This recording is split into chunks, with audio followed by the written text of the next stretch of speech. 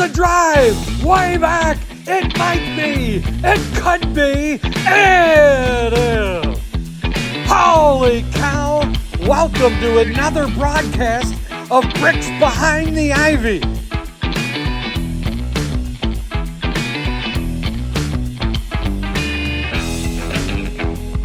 Hey, Cub fans, welcome to another episode of Bricks Behind the Ivy. I am your host, Jeff Candid Cubs Gauskis, and thanks again for joining us on a Cub podcast for Cub fans, by Cub fans. Another week of Cubs baseball, and I can honestly say that this was one of the weeks of all time. Yes, that is a joke. It's a bad joke, but it is Father's Day this weekend, and it would only be appropriate that I start the episode with a dad joke. The Cubs have ripped my heart out this week at times, and to the point that I almost collapsed into myself like a dying star.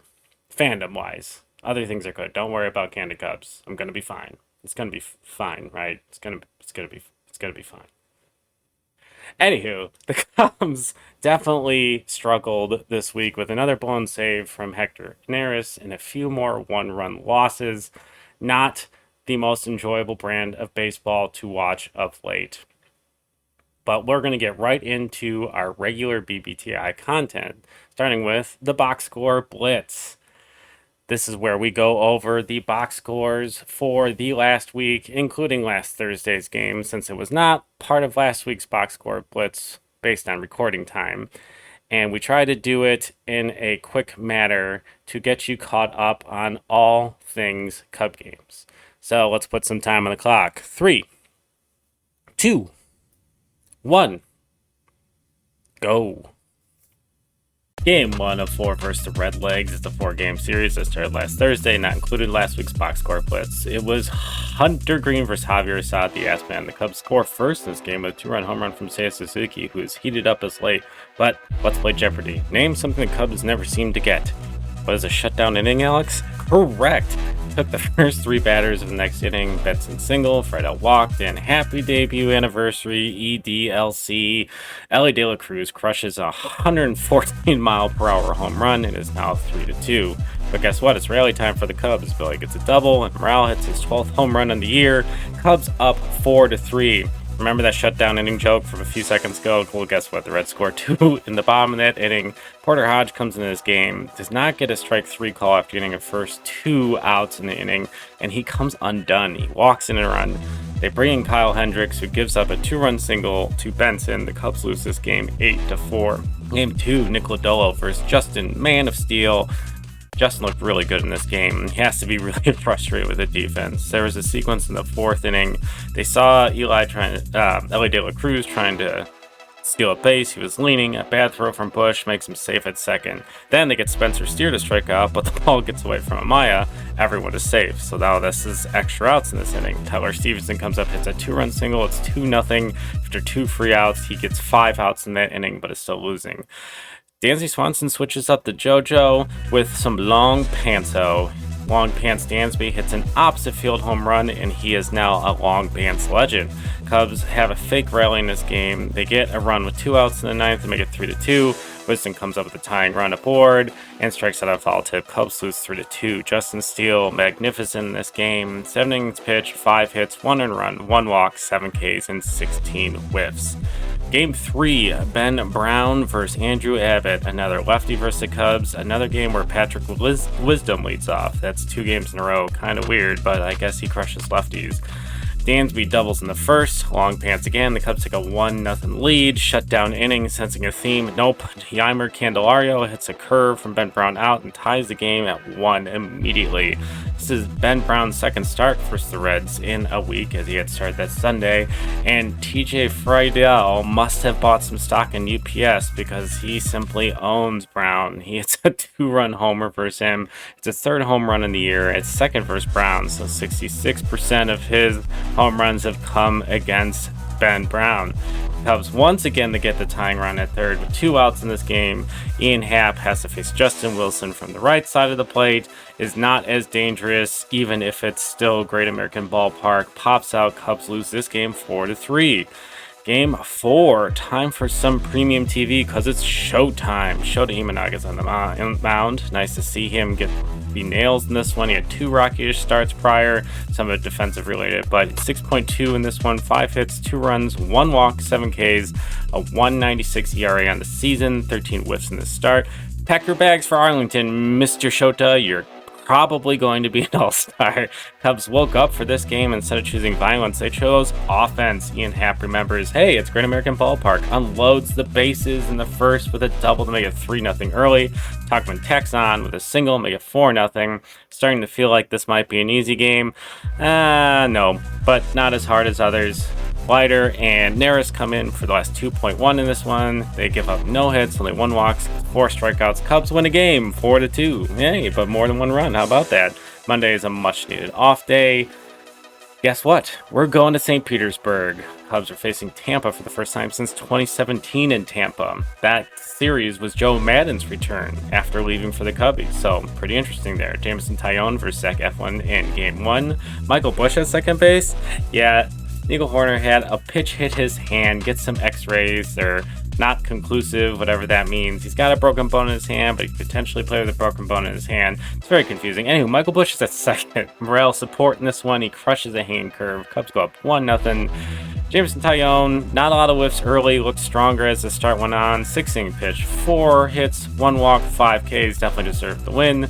David Bodie pinch hits for Michael Busch later in the game when a lefty comes in, gets a single. It's 2-0 Cubs. Catching shows up as an issue again. Amai kicks a pitch away in an inning from Hayden Wesneski, allowing a runner to score to make it 2-1. Hector Neris comes in for the 9th, and yeah, let's stop making Hector Neris a thing. Let's not make fetch happen. Let's not make Neris happen. He gives up the lead on a single, and then the next batter, Brandon Lau, crushes a 3-run walk-off homer. Cubs lose this one in heartbreaking fashion, 5-2. Their 14th blown save of the year. Hector Neris' 3rd blown save of the year. Game 2, Javier Assad versus Aaron Savelli. Guess what? This was an ump show. Early in the game, I could not tell you what was going to be a ball or what was going to be a strike. Usually the reason why we all tune in the games. Not. Cubs got 1-0 early on a Paredes double. Say gets a bomb to center to tie this game up. The Rays immediately take back the lead, sounding familiar, on a Jose Theory posed home run. But the at-bat of the game, 2 outs, 7th inning, Cody Bellinger coming to the plate. They're 2 men on. They bring in Garrett Clevenger, a left-handed pitcher, to face Cody Bellinger, who has traditionally hit lefties pretty well. And guess what? He hits them very, very well. Belly bomb, 3-run home run. Cubs take a 4-2 lead, but Deja vu all over again. Hector Neris comes in, stop making Neris happen. Neris comes in, gives up a bomb to Jose Caballero on a middle fastball. There's a single, there's a walk. Yandy Diaz, who's been heating up. He was last year's American League batting average champ.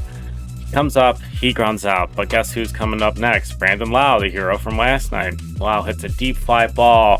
PCA moves back and catches it. Watch on the broadcast him visibly sigh or have an exasperated sigh of relief. Hey, the plays are just like us. Cubs win this one 4-3. And that is the box score blitz.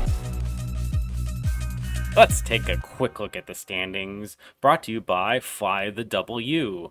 Yes, Fly the Double, as in a double, D-O-U-B-L-E, U. It is an Etsy store of Cubs-related stickers. Check this website out. They're super cool. They're perfect for your Stanley, your Yeti, your MacBook. If you're one of those people who puts a bunch of stickers on their Mac, I'm one of those people. Or, like me, maybe you have a locker filled with your Cubs jerseys in your Cub cave, and that's a perfect decorating point. So check out Fly the W on Instagram, and there's a link to the Etsy store today. Thanks for being a sponsor of Bricks Behind the Ivy. Standings. They're depressing to look at as the Cubs continue to not be able to put anything together. The Brewers, are sitting in first place with a surprisingly solid offense at 40-28. In second place are the Cardinals, which feels like shouldn't be possible based on how they started the year. They're 33-34. The Reds are 33-35, as are the Cubs, who are 33-35 in third, and the Paul Skeens' mustache riding Pittsburgh Pirates are 32-36. Should I give Paul Skeens a standing ovation, even though he's on another team? I don't know. I don't know. Anywho, all the teams in the NL Central are within a game and a half of the wild card, while all also being 6.5 plus behind Milwaukee. So division games, running out of them pretty quick. It's already the middle of June. Division is starting to feel out of reach. It's supposed to be about just getting in and seeing what happens, but that wasn't the design for this season, at least I thought. And it is starting to feel like this season is slipping away as nothing seems to be going right for the Cubs. But speaking of something that is going right, today we have the return of the greatest co-host in the history of BBTI. Sean Hot Stove Cubbies Capen returns as a BBTI correspondent in a new segment we're calling 15 Minutes or Less with Hot Stove Cubbies. Take it away, Sean.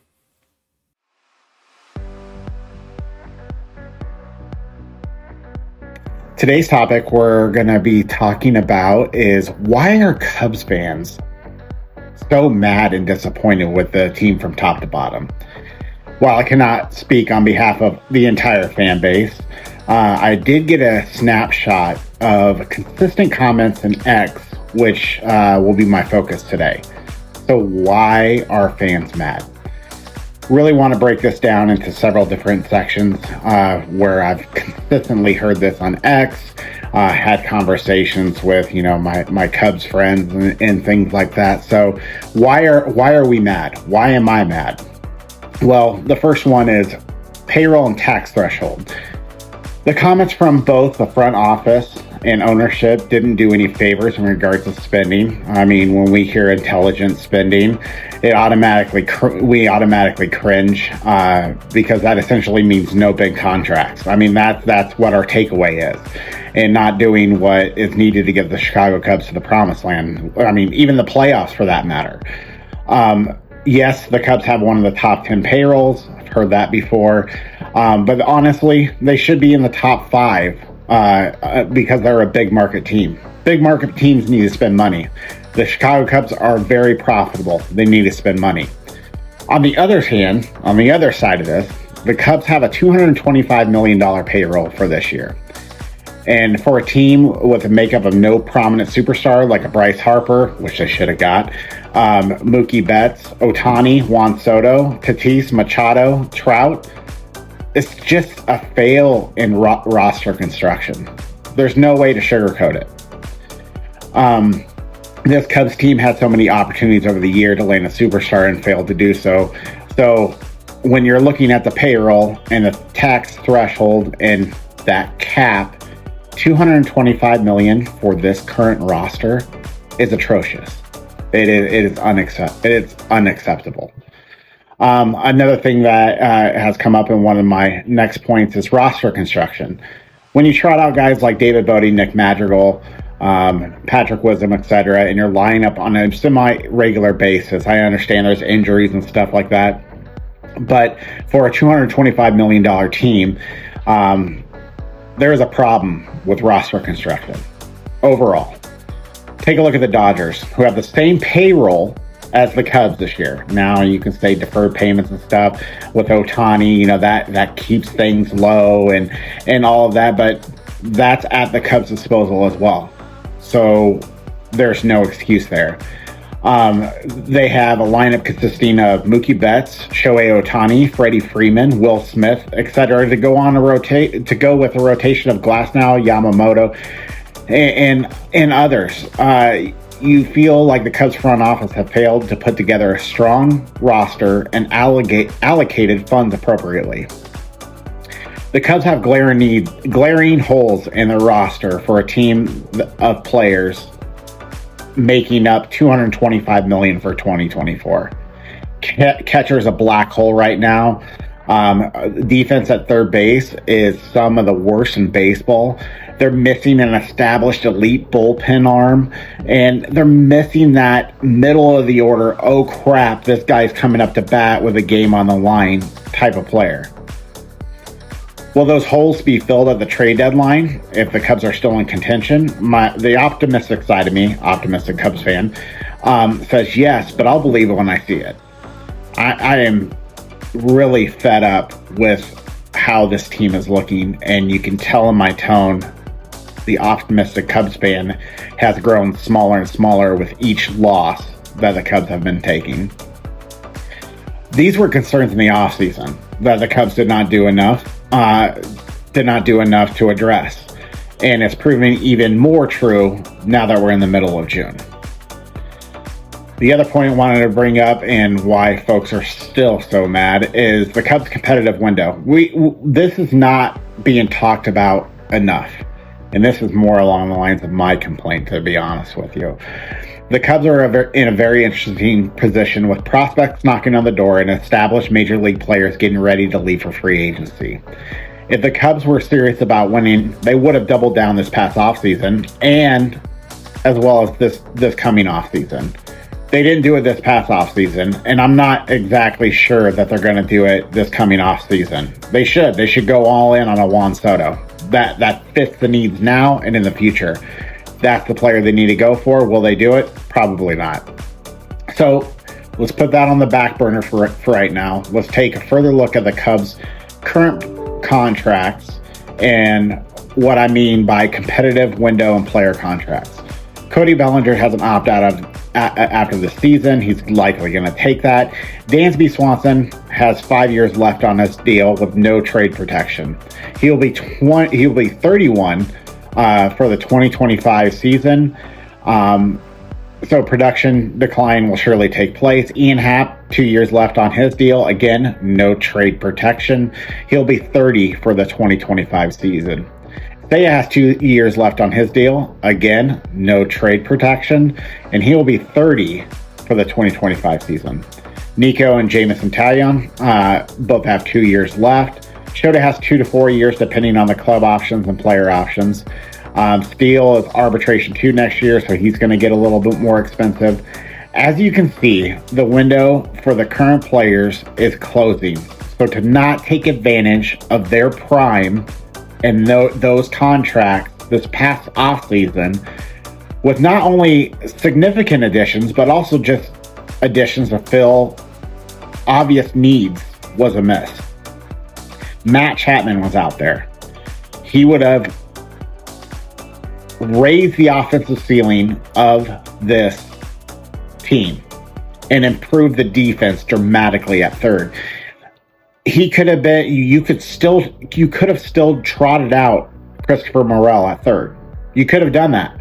And if it doesn't work, you have a great fallback option there. You can split time between Chapman at third and Morel at DH. He was a perfect fit, and that was a miss. That's just one example. The last point I want to bring up as we're wrapping things up is a lot of folks have been saying, hey, they're not bringing the kids up. I was actually surprised how loud these comments were on X, and I tend to agree to it for up to a point. Going back to the roster constructions, folks are simply tired of getting roster spots and playing time to players like Wisdom, Gomes, Mastrobuoni, and Madrigal. These comments even gain more steam, and you get more anger when you see what Alexander Canario has been doing, or the heater by Brennan Davis, both on the 40-man roster. There's no reason not to bring them up, in my opinion. Not to mention the solid season Owen Casey has had. These are 3 players who are doing extremely well in AAA. To pair their hot streaks, what amplifies this even more is the icy cold spell the Cubs regulars and folks like me have been screaming for some change. This, when you have one thing that is happening and then drastically another thing that is also happening, you're going to get that more anger, that more passion, all of that. So when our Cubs are failing to meet expectations, yet we're seeing these players down in AAA just go off and go on these absolute tears, you're going to want that change. One thing that this does help to bring up those players is you get to see what you have in a Brendan Davis. You get to see what you have in an Alexander Canario. Give them more at bats, and at the same time, you're showcasing them as prospects at the big league level to potentially use that farm depth to make a mid-season trade, to make an off-season trade. There is so much value there. It just seems like a win-win on the surface. And I can't disagree with the folks. Let's bring up the kids and see what they can do. While the Cubs are still in the wild card hunt, us as Cubs fans have every reason to be frustrated, angry, and disappointed. Our only hope is things that either start changing with the things we discussed today, or the Cubs can simply turn things around. This has been 15 minutes or less with Hot Stove Cubbies. Back to you, Jeff. It's easy to relate to a bunch of Cub fans feeling frustrated about this squad, as I am feeling frustrated about this squad. But there's one thing I'm never that frustrated about, and that is my experience with Wrigleyville Sports. Had a conversation with Wrigleyville Sports this week. We've got some fun stuff cooking for you guys and all you brickheads out there. So stay tuned for more information on that. But in the meantime, there is a link in the podcast description for Wrigleyville Sports Store. Check it out.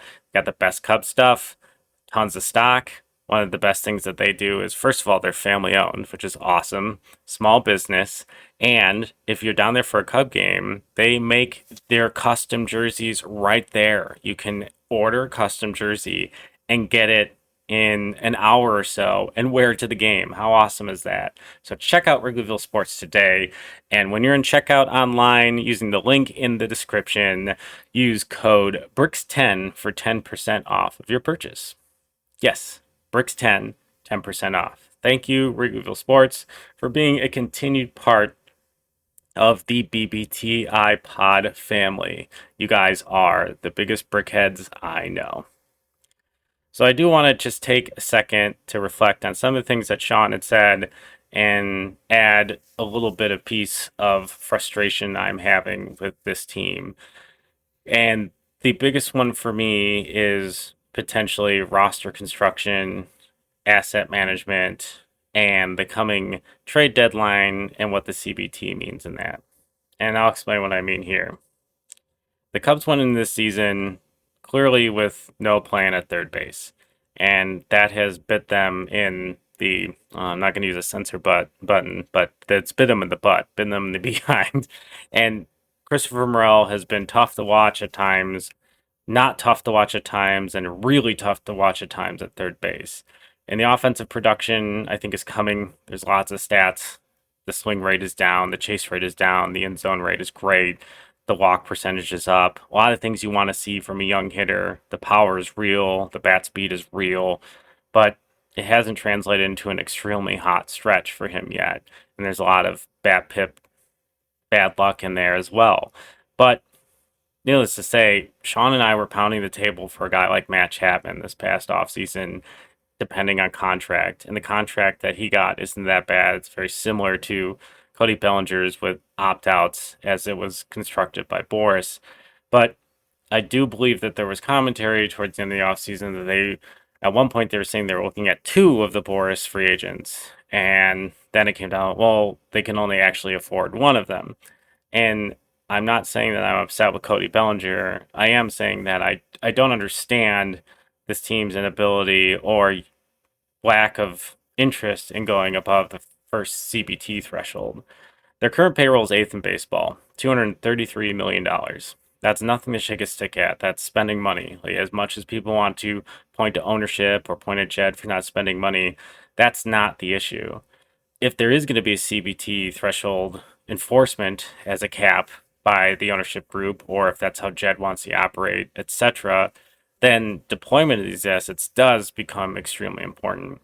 And I'm looking at right now Drew Smyly, Kyle Hendricks, and Yan Gomes equaling $33 million of that current cap of that current payroll and providing negative 1.7 WAR. That's just not going to cut it. And two of those guys are sitting in the pen and getting very few reps, and the other one's catching ability and offensive ability have dropped off faster than I think anyone expected. Now, in a vacuum, the $10.5 million that Drew Smyly is getting wasn't necessarily for him to be a bullpen piece, but to be a starting depth, which in today's game, having starting depth if you're trying to compete is extremely important, especially major league quality starting depth. And the Cubs have gotten a lot of major league starting quality or depth this year from guys in their system. Jordan Wicks, we've seen Ben Brown come up and be very, very solid, but it's becoming evident he needs a third pitch. And we've gotten a lot of run out of Javier Assad, who was supposed to be a swingman in this bullpen, but he has been pretty solid in the rotation. But yeah, the elephant in the room that I have barely been able to admit is Kyle Hendricks, who hasn't pitched in a number of days, isn't going to be pitching in games that are close, which all the Cub games have been close. So his numbers just his numbers not going to get called often, and he's making $16.5 million this year, which again in a vacuum isn't a terrible deal for a starting pitcher that produced like he did last season, but he's not producing that way anymore. And that $26 million, that $27 million that is sitting in the bullpen with barely any use is blocking guys that can come up and help this team that is having bullpen issues. And it's becoming more and more frustrating. And then the $6 million that Yan Gomes is getting in a vacuum as well is not a bad move. We thought that he would be defensively solid and be a veteran as Amaya developed, but Amaya's not developing, and his drop-off has been pretty stark. So that's that's very little production from $33 million of your payroll. Not to mention the $5 million they're paying Tucker Barnhart and the $7 million they're paying Trey Mancini to sit on his pepper farm, and Tucker Barnhart did not play. And you don't want to sit here and assess a $5 billion organization for these financial hiccups, because mistakes are going to happen in construction of a roster. My concern is, as a team that's worth $5 billion and a team that is going to be losing a lot of this money off of their payroll next year, giving them ample room to move past the CBT or towards the CBT again, that these things seem to be restricting their ability to address the roster as a whole. Which brings us to the trade deadline and my concern and their interest in going above the CBT, only being $4 million at $233 million away from it, but the first threshold is $237 million. It is adjudicated the same way if you go above prior to the season or during the season. So are the Cubs going to look to move money prior to making any deals? Or are they not going to take on money to diminish prospect packages in return to other teams, depending on the player or the deal? These are questions I'm starting to think about as we get to the trade deadline, because of this organization's allergy to that first threshold.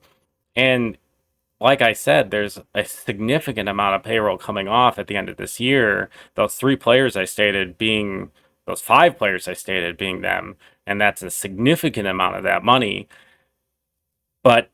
And it would immediately take them off of any concern of penalty, because you have to be above the CBT thresholds for a number of years before there are penalties. And then once you move under, that timeline resets. So this was a year in which you could have comfortably gone over the CBT, at least the first threshold, and not worry about any penalty given what is coming off the books. So when we're talking about asset allocation as well, you look at the Cubs' plethora of outfield options or top prospect options that could come up to this team and ignite a little bit of a fire, because they have looked pretty flat.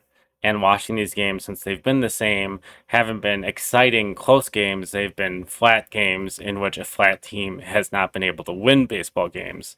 So I see fans calling all the time for Owen Casey or a Matt Shaw to play third base, or Alexander Canario, Brennan Davis, as these guys have heated up at different points in Iowa. But the fact of the matter is, all but Shaw there are outfielders. So who are you taking out of this lineup? Who are you taking off of the major league roster without an injury to put those guys in? I know that Cubs Twitter's immediate reaction is to bench guys like Seiya Suzuki or Ian Happ, but those guys have sizable contracts and based on their pedigree have earned extra time or whatever you want to call it to right the ship offensively, and the Cubs are going to need potentially near guaranteed or better guaranteed production from this offense if they're going to go anywhere. These guys that come from the minors aren't guaranteed to perform once they get to the majors, but we are interested in seeing what they're able to do. So it seemed like a prime time this offseason that if we were committed to Ian Happ and Seiya Suzuki, as this front office has seemed to have decided to use that depth of outfielders to add something to this roster, either that was meaningful or use those players to add something around the edges to make this team a better team. And specifically now looking at the bullpen or a bat that has a little more slug. So instead, we sit here wondering, what direction is this team going to go? Is Jed enamored with these prospects and he doesn't want to give them up in a deal? Obviously, you don't want to give these guys up in a rental because that's not the stage this organization seems to be, that one rental is going to catapult them into World Series favorites like the acquisition of Aroldis Chapman in 2016. But are you going to move Owen Casey and Canario and guys like Davis if you're not enamored with the outfield production you're getting right now from Ian Happ and Seiya Suzuki? Are guys like that going to get dangled? I highly doubt it. Ian Happ has a no trade clause, and Seiya Suzuki has a decent amount of money left on his deal. But Seiya Suzuki has proven to be a DH, which Christopher Morel has as well. And now we've come full circle of there are a lot of guys that just aren't fitting into this roster. And the identity of this team was supposed to be defense. At least that was my expectation and how they talked about this team and how locked up Nico Horner and Dansby Swanson, how important that was going to be. And PCA coming, the defense has let this team down almost more than the bullpen. So the Cubs need to make a move to stabilize this ship or start signaling to other teams what those moves are going to be. And without a star, a guy who sells jerseys, a guy who you can put on marquees, pun intended, without that guy, this team is an accumulation of solid human beings, solid baseball players, that when they all struggle, it looks like this. There's not one that has this pedigree of a heater that's going to carry this team like Cody Bellinger did for a very long stretch last year, which theoretically could still happen, but carried this team for a very long stretch last year to get them back into a race. And right now, that is very plausible. Just watching the way the games have been going day to day for a significant amount of time just feels less and less and less likely. On that happy note, I'm happy to report that Harry Caray is going to be paying us a visit today with another Deep Hot Thoughts with Harry Caray, brought to you by Wrigley Fire Bar and Grill. Check out Wrigley Fire Bar and Grill on Facebook today. See what you got, Harry. Holy cow! Hello again, everybody, and welcome back to another edition of Deep Thoughts with yours truly, Harry Caray. How are you? And welcome to Bricks Behind the Ivy. And as you can see, I'm wearing the Great Rhino in honor of the greatest second baseman, not only in Cubs history, but in baseball itself. Because this coming June 23rd, the Great Rhino is getting his statue outside of Wrigley. And well, I gotta tell you, it's about damn time. All those great summer days watching him play over at the two bag. It was glorious. So you know what, Rhino? From me and all the guys in the booth and all us Cub fans, this bud's for you. Boy, oh boy. But you know what? Let's take a trip back in time to early June when we took the old, let me get in my Mike Tyson, the 1-2 punt to those bums on the south side, the White Sox. That's right, I said it, and I'm not going to defend it. When we beat the White Sox in round one of the Crosstown Classic. Boy, it never gets old. I had the boys in the booth run me some stats again because, you know, I'm a little inebriated. Ooh, boy. So let's take a trip back. Let's look at Tuesday, June 4th, you know. Shota Imanaga, you know, he didn't have his best stuff that night. You know, maybe he was out on Rush Street, you know, maybe having a couple of cocktails. Maybe woke up a little late, got over to the ballpark and didn't have his best stuff. But you know what? That's all right. He got a little roughed up. But you know what? We put on our little rally hats on and we got it going. We had a little bit of late day heroics courtesy of Christopher Morel and old P-Wizzy, Patrick Wisdom. But you know, we had to give the old hat. I didn't put a hat on today because I didn't want to mess up the quad. But a good hat's off to our good old buddy, Connect Roaster himself, Ian Happ. He went 3 for 4 with 2 double, 2-run scores and 2 RBIs. So a little sip of the cappuccino to you there, buddy. Then the Cubs win. Cubs win 7-6. Luke Little, boy, that guy's huge. He got the W on the day. So that was game 1. And then we went to the following night where Jamison Tyon got the hill. You know, Tyon spelled backwards is Noliat. Boy, oh, but Steve, how many times I told you put out the cigar? Anyway, you know, yet again, a starting pitcher got roughed up with, he threw the first pitch of the ball game and boom, shakalaka, the thing went yardo. And then he got roughed up with another 4 runs in the 4th inning. Once again, we're sitting looking down at a 5-hole deficit. Boy, oh boy, I haven't seen it that bad since I found Van Aken passed out by a dumpster on Rush Street. Anyway, we had to come back again. The good news about this ball game, the bullpen held it together. We only gave up 1 more run, and then the Rally Caps came back on again. We got 2 in the 5th. We got 3 in the 7th. And let me put on the old... Here we are. It's the bottom of the 9th, the 1-0 pitch to Tachman. There's a drive way back into left field. It could be, it might be, and Cubs win. Cubs win. That's right, everybody. Mikey Tachman went yardo for the game-winning donger, and the Cubs win 7-6. That guy went 2 for 4 with a walk, a ribby, and 3 runs on the night. Boy, I'm glad we got this guy. He's a journeyman, but he's doing a great job. So, you know, Mikey, this buzz for you too. Boy, that's good. You know, so that was great to see that the Cubs swept. You know, they got the brooms out, swept those bums over on the south side.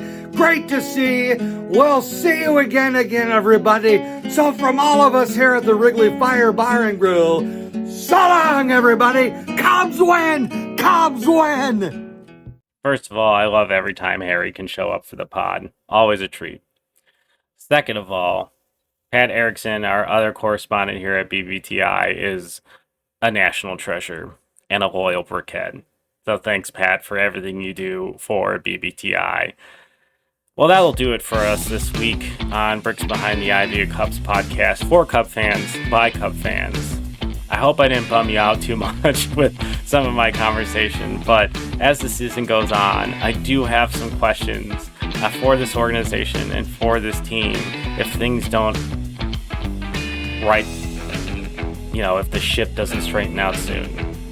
And I don't know if that is a fair thing to be saying on June. I'll be as excited as all of you if they go on some winning streak and put themselves right in the middle of the wild card race. And I'll be cheering just as hard for them then as I cheer for them now. But the day in, day out monotony of this one-run loss situation that seems to have been going on since mid-May has been exhausting. And these bags under my eyes are not just 2 kids under 7 related, but a Cub fan for nearly 30 years and tired of watching this team related. But we'll see you next week for another episode next Friday of Bricks Behind the Ivy. If you are listening, please check us out on YouTube, where we are having a contest. How do you enter? I'm so glad you asked. All you have to do is go to our YouTube page and hit the subscribe button. Once you do that, check out this episode, episode 20, episode 18 or 19, and comment with hashtag Brickhead. 3 lucky winners once we reach 50 subscribers. We're at 44 right now.